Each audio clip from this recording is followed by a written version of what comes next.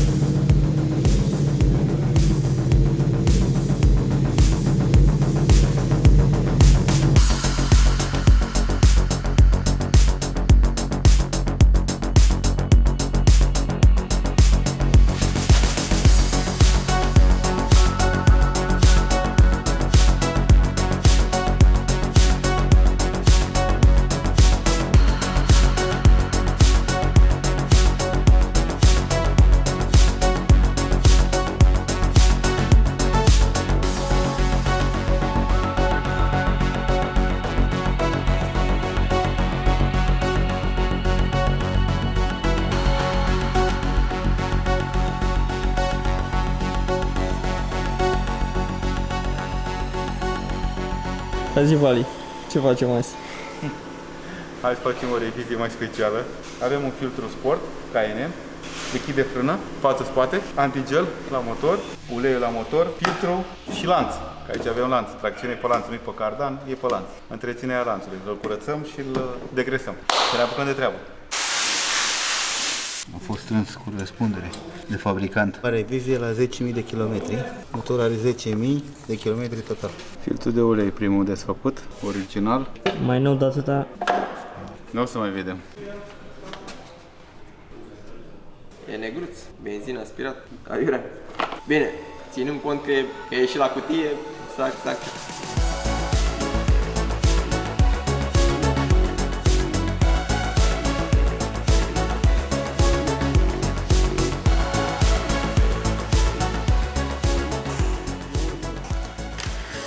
Ce facem acum, Vali?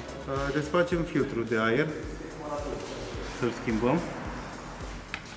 Mai lăsăm să mai scurgă un pic uleiul, că e cam negruț, să scurgă mai bine din motor. Și am zis să continui cu filtrul de aer. Ce avem aici? 10.000 de kilometri, partea de la motor, partea de exterior. E schimbat asta, an de an. Nu cred că e original asta, nu. E original. Dar ce-i face aici? Filtrul de aer sport. Nu știu exact principiul, dar trebuie să-l dau cu uleiul al lui. Ok. Principiul nu știu să zic. O chestie destul de importantă, noi încă nu facem oficial motociclete, motocicleta asta este a noastră, este a lui Găbiță mai exact, dar ne gândim în viitor să facem și chestia asta, o să fiu sincer cu voi și e destul de important să vedem cum o să decurgă toată lucrarea și ce feedback o să avem. Bun, în momentul ăsta acum noi am pus ulei până la nivelul de maxim, aici unde apare linia de maxim. Vom porni motorul, își va trage filtrul de ulei, o lăsăm genul minus să ruleze puțin motorul, după care îl oprim și refacem din nou nivelul cât o să mai fie nevoie. Cam așa arată uleiul schimbat. Are 10.000 de kilometri motorul, nu știm exact dacă a mai fost schimbat odată. Fostul proprietar a zis că l-a mai schimbat odată, acum nu știm exact. Informația o am și de la Gabi. Actualul proprietar. Poftim? De la actualul De la proprietar. actualul, da, exact, de la actualul proprietar. Ăsta e uleiul din motor, cu filtrul cu tot. Cam, da. Arată destul de murdar din punctul meu de vedere. O să pornim, să-și ia ulei motorul, îi face nivelul și după aia continuăm cu antigelul.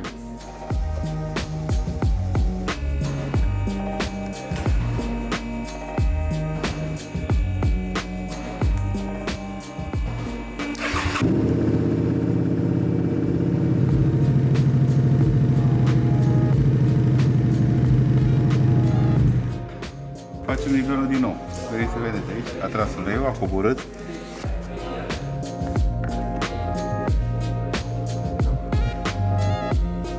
Nu să-l facem la maxim, pentru că motorul nu e fix drept. În momentul când vom termina la final, o să punem pe roți și atunci îi facem maxim. Doar îi punem nivelul aproximativ 3 sferturi ca să mai pornim încă o dată și cam asta e cu ulei.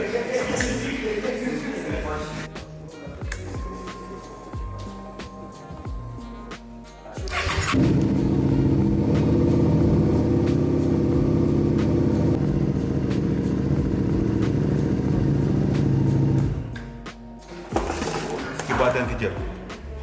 Aici este pompa de apă. Fix jos, pe partea de jos a pompei de apă, este un șurub aici, cu hexagon de 10. Să-l desfacem și să-i dăm un antigel.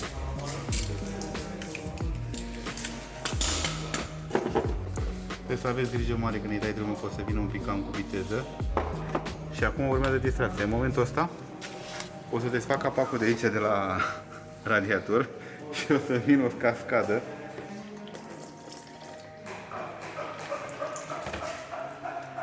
Cam așa e, da?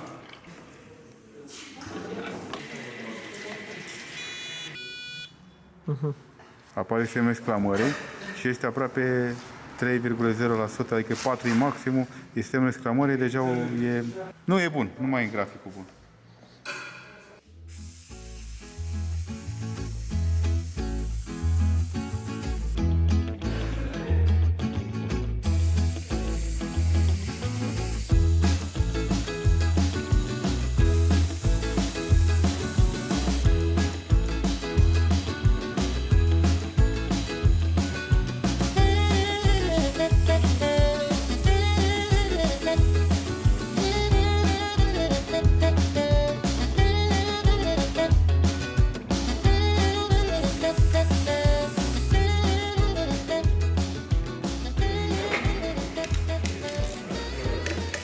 Facem pe spate. Desfacem aici pe vasul. Îl dăm într-o parte ca să avem acces la el.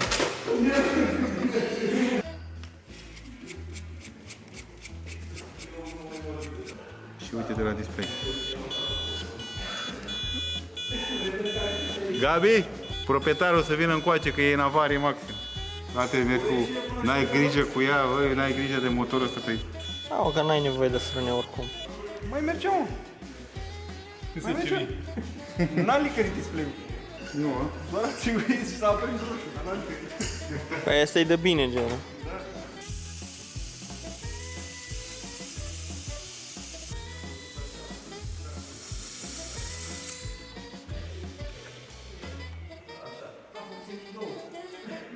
Vali, ce faci? Schimbă culoarea la antigelul ăsta? după o zi de stat și așteptat, s-a schimbat culoarea la antigel.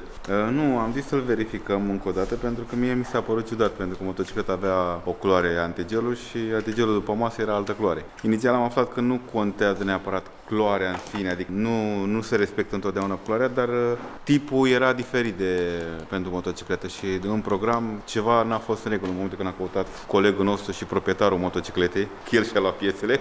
Așa bagă cuțitul acolo. La el adânc și când am verificat am aflat că era alt antigel pentru motorul lui. Și acum urmează să-i punem antigelul, că asta a rămas ieri în aer. Mai aveam, foarte important, pentru motociclist, lanț. Tracțiunea roții și motor se face printr-un lanț. Acel lanț trebuie să ai grijă de el, să-l curăți din când în când și să-i faci o lubrifiere corectă. Noi avem aici o curățare, face cu acest spray, după care o lubrifiere cu acest spray. Și în timpul curățării îl vom spăla pe dinți. Să ne apucăm de treabă.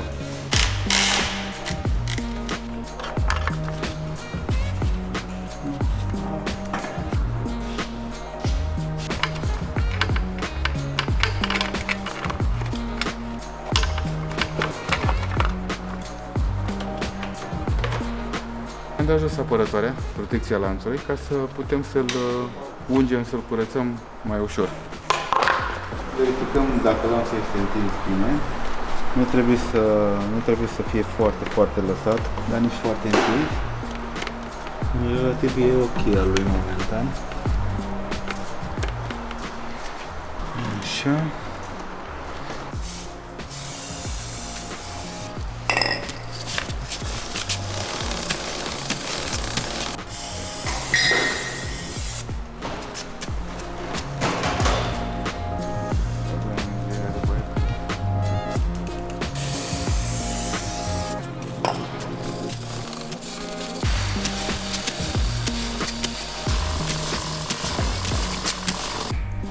Bine, e ulei cu vaselină, cu praf combinat. Dar e important să-l curățăm cât mai bine ca să-i punem uleiul nou să meargă în mizerie. Cine nu are aer să-și cumpere, cine are e mare boier. Deci cu aerul suflat aici pistolul, după ceva timp, după ani, l-am curățat, l-am suflat, l-am periat, l-am făcut țiplă, deconectăm sistemul de aer de aici, modificarea, tuning-ul. Așa. Urmează să-l ungem. Mai verificăm un pic. Este uscat. Cum era prima dată pe cărpele alea, era negru. Și cărpele alea erau albastre sau Da, exact. nu erau albe. Exact, acum ștergem pe aici, pe la, în spate, pe la pinion. Un pic, să degresăm, să suflăm un pic și după aia îl ungem.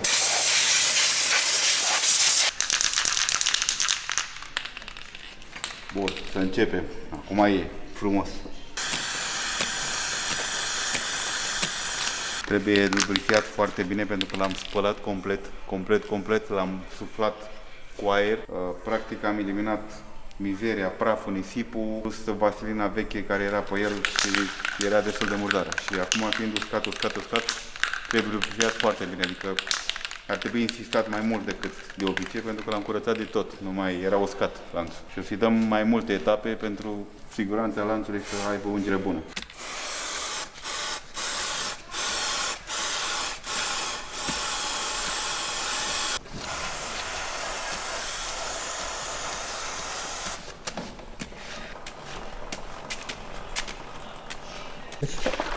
Avem și antigenul. Da. Nou sistem de, cum să zic, la ăsta, la capot aici. Opritor plus. Minimul e aici și maximul e aici.